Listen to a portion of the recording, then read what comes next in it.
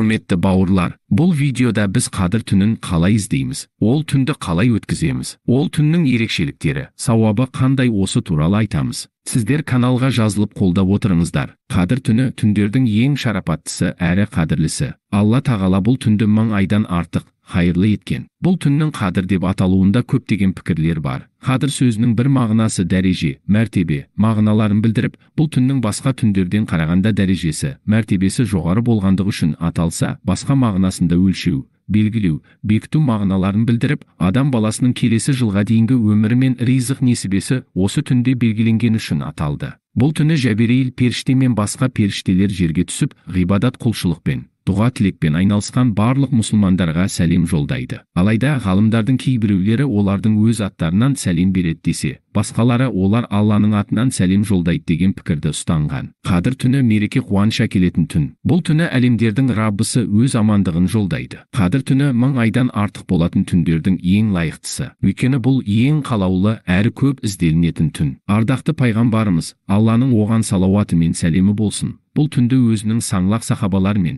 әрі одан кейінгі барлық салихалы құлдар бұл түні ғибадат құлшылық жасаумен өткізген. Қадір түні Рамазан айының соңғы тақ 10 күндерінде жасырынған. Пайғамбарымыз Қадір түнде айдың пішіні тостағанның жартысындай болды деп жеткізген. Ал айдың сол пішінде болуы тек 27 мен 21 қараған түндері екені белгілі. Кім бұл түнді шын иманымен әрі ықыласымен өткізетін болса, оның алдыңғы күнәлары кешіріледі. Хадисте Алла елшісі маған ұйқымда Қадір түні көрсетілді. Содан кейін мені жақындарының біреуі оятқаннан кейін ол қай түн екенін Алла менен ұмыттырды. Оны соңғы 10 күннің ішінен іздеңдер. Басқа хадисте Қадір түнін Рамазан айының соңғы тақ 10 түндерден іздеңдер. Әбу Хурайра, Алла оған разы болсын, Алла елшісінен Қадір түні жайында сұрастырған кезімізде, ол Қадір түні ай тостағанның жартысындай болған түн қайсыларының есінде? Міне сол түні болды деп жауап берген. Сондай-ақ сахих хадисте, кім Қадір түнін шын иманымен әрі ықыласымен өткізсе, Алла оның алдыңғы күнәларын кешіреді деген. Қадір түнін қалай өткізу керек? Қадір түнін білген адам үшін бұл түні дұға зікірмен, Аллаға мадақ айтумен өткізу мұстахаб болып саналады. Оның дұғаларының ішінде мына дұғаны айтқаны абзал. Аллахумма иннака афуун тухиббул афва фаъфу анни. Мағынасы: Аллахым, сен кешірушісің, кешіруді жақсы көресің, ендеше мені кешіре көр деген. Аллаға мақтау айтумен шектелсе сол дұрыс. Алла елшісінен Алланың оған салауаты мен сәлемі болсын жеткен хадисте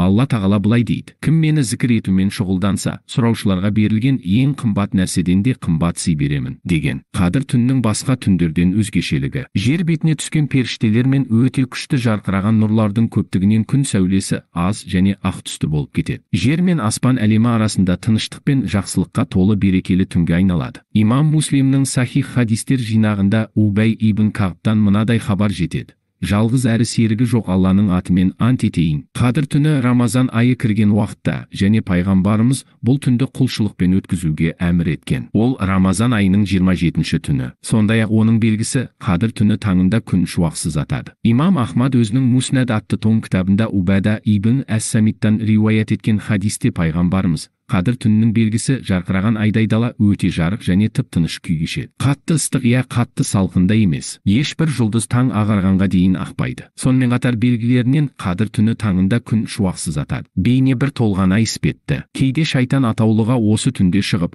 адамдарды азғыруы жүзеге аспайды. Аталмыш белгілер арқылы пенденің ынта-жігері артып, түнді құлшылықпен өткізуге себепкер болады. Қадір түнінен кейінгі таңғы уақыт адамды екінші мәрте Алла үшін ғибадат жасауға итермелейді. Қадір түннен қалған нұр мен жақсылық келесі күнге де әсерін тигізіп, үйлесімді күй кешеді. Сол себепті имам ән-Науауи Қадір түнінде адамның құлшылыққа деген ыждағаты қандай болса, келесі күні де жақсы амалдарға деген ынта-жігері дәл сондай болуын мұстахаб деп санаған. Әбу Хурайрадан жеткен хадисте пайғамбарымыз: кімде-кім Қадір түнін шынайы ықыласпен Аллаға құлшылық жасаумен өткізсе, алдыңғы күнәлары кешіріледі деген. Имам ән-Науауи хадиске қатысты пікірін білдіріп, былай дейді: шынайы иманмен дегеніміз шүбәсіз Қадір түні Алланың құзырында мінәжат пен хақ түн екеніне кәміл сенім білдіру. Ал ифтисабан сөзі ешбір рия жасамастан Алланың ризалығы мен сауабынан үміт ету. Бұл түнде намаз, дұға жасау секілді құлшылықтарды көбейту пайғамбарымыздың сүннетінен және жаратқанға жалбарынумен Қадір түнін еске алу мұстахаб амал. Имам Бухари Айша анамыздан мынадай хадисті риуаят еткендей: хадисте Алла елшісі Рамазан айының ақырғы 10 күннен Қадір түнін іздеуді іздеңдер деген. Имам Бухари мен Имам Муслимде келген хадисте Алла елшісі Рамазан айының кейінгі 10 күні кірсе болды түндерді отбасына ескертіп, құлшылықпен, өте күшті ынта жігермен өткізген деген. Қадір түннің сауабы кімдерге тиесілі?